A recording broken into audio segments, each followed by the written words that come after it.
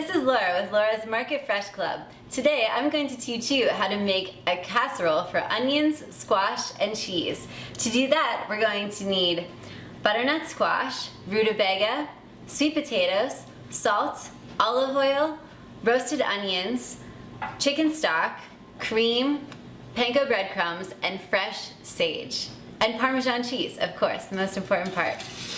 First thing we need to do is start layering our slices of sweet potatoes on the bottom of the pan. The pan should be lightly oiled with either oil, cooking spray, butter, anything like that will work. We have to season each layer with a little bit of salt, not too much because we're going to use our Parmesan cheese that has a lot of salt already in it. So we're going to shred the Parmesan cheese, and then for our next layer, we'll start with some butternut squash. Try and layer it nice and flat, but just a little bit overlapping on top of the sweet potatoes. Season that with a little bit of salt, shred it with some Parmesan cheese, and we're ready for our rutabaga.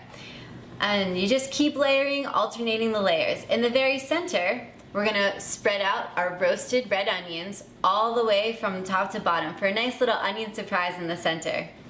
And we'll go back to our sweet potatoes after that. So we put our sweet potatoes in, and you keep the layering going. You can do this with any type of root vegetable or winter squash, and they all go together really nicely. So this is a really great dish you can do for Thanksgiving. It's a nice surprise and something different as opposed to just roasted acorn squash or something like that. So, all right, we're almost done with our layers. Here we go, a little bit more Parmesan cheese on top.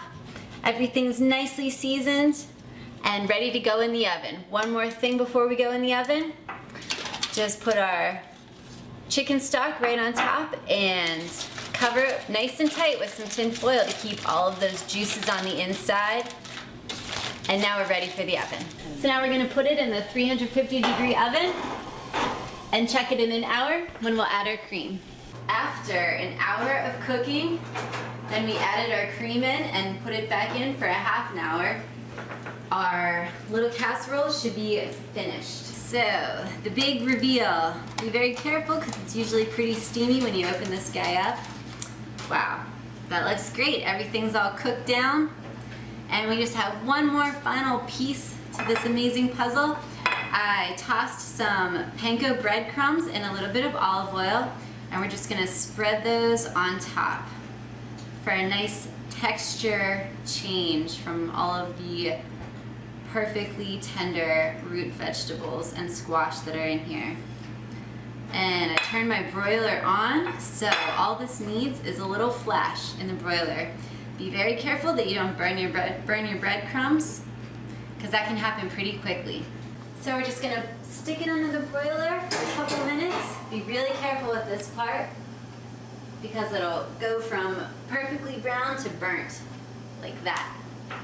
And just after a couple minutes, you get a nicely brown crust.